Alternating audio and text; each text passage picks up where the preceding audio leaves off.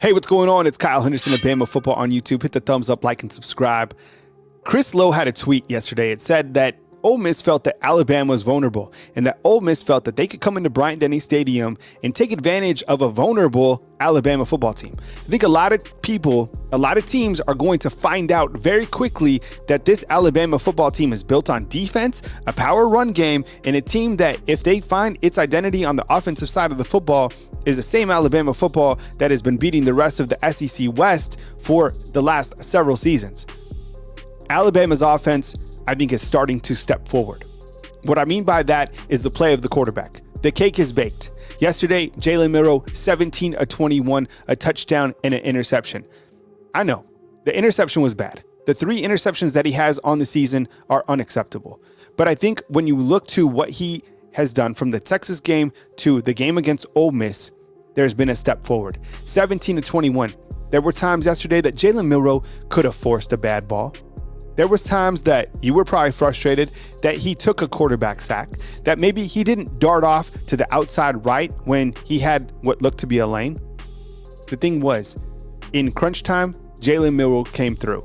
He was able to once again distribute some deep balls that were very successful. In fact, when you look to his Pro Football Focus numbers, his deep ball percentage is really incredible to the deep left part of the field. I'm talking 20 yards over. 93.9 grade out. Deep center, 96.2. His intermediate passes are concerning still to this day. 28.3 grade out by Pro Football Focus and 29.3 to the intermediate right over the center. New guys are starting to emerge for this Alabama offense. And one of them is wide receiver Jalen Hell, who is a young guy, is a freshman, stepped up yesterday for Alabama with 2 marquee catches for a total of 63 yards. That is the type of play that we need to see from some of these younger guys, some offensive playmakers to step up, to rise up when their name is called. And Jalen Milroe, it's his job to get them the football. I thought it was a key performance when Jalen Milroe threw a deep ball to Jermaine Burton. We've all probably said negative things about Jermaine Burton following last season. This season, he is playing at a tremendously high level. He is playing at an NFL level. He is earning money every single week that he performs like this. Think about his play from last year to this year. I'm so glad that he came back. Really good decision on his end. The catch that he made yesterday for 54 yards, that was a difficult catch. He was able to bring down that ball, and that was a key possession for Alabama. This team has showed that they can run the football. For a second week in a row, Alabama has had a running back eclipse the 100-yard mark.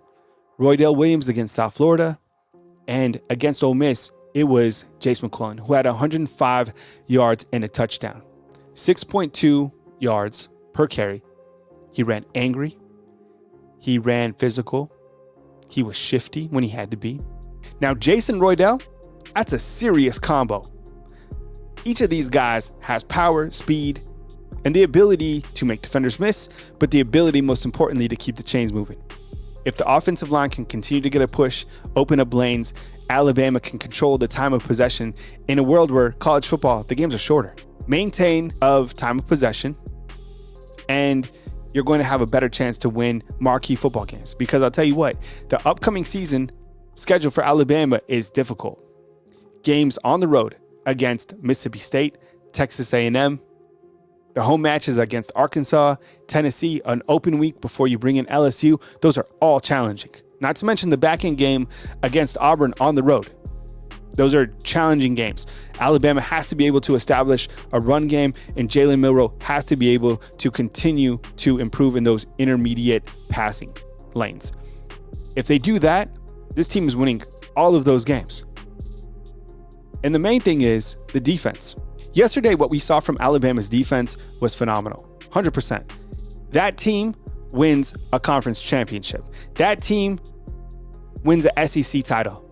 That team makes college football playoffs, and that team wins a national title. That is how impactful that defensive performance was yesterday. Dallas Turner played as a top 5 pick. Dallas Turner was extraordinary yesterday. He had 5 tackles. He had 3.5 tackles for a loss. He had a forced fumble. He played angry. He played fast. He was the guy that we thought he was going to be at the beginning of the season. Alabama had 5 quarterback sacks. Alabama had 8 quarterback pressures. This Alabama defense saw new names rise up. Tim Keenan, saw him playing at a very high level. Damon Payne, been rotating in. Jahad Campbell, he had 7 tackles. Terran Arnold, he had 8 tackles. He had 2 pass breakups and an interception. In the postgame, Lane Kiffin said, "We wanted to challenge number 3, like we did in the previous season." They tried to. Terran Arnold played at a very high level. Freshman Caleb Downs, he played at a very high level as well. This defense, whoever is calling the plays, right? Even after in the postgame, Coach Kiffin said, maybe it's Coach Saban who's calling the plays. The defense has the Jimmies and Joes, and they have the X's and O's. Let's talk about the special teams play. I thought they've done a great job through 4 games. Will Reichard, don't lose sight of him. Appreciate him.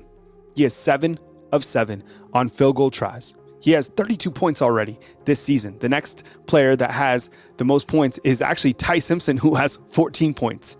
And then it's Jermaine Burton, who has 12, Jalen Milroe, who has 12, and Amari Niblack, who has 12. But Will Reichard has 32 points this season. And on PATs, he's 12 of 12. If you rewind several years ago, it was like a kicker ran onto the field for Alabama and you didn't really know what was going to go on. With Will Reichard, you know it's money in the bank. You look down at your phone, you text because you know points are going to be added. You get him into a red zone situation, points are going to be added. From 50 yards out, he's 1 of 1. 40 to 49 yards, he is 3 of 3. 30 to 39 yards, he is 2 of 2. And 20 to 29, he is 1 of 1.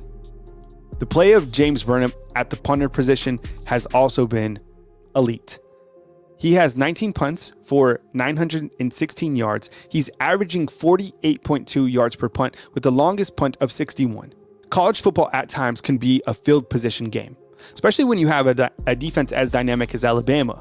Look, you don't get a first down. No need to freak out. Punt the ball away. Have confidence in your defense. Alabama has a tremendous amount of confidence in James Burnham. This is a very good kicker. The special teams play overall has been really good. I thought Kool-Aid has done a good job, not fielding punts that he's necessarily had to. Sometimes you let those go into the end zone, whatever. Special teams play has been great. Probably the best that we've seen from this group in several seasons.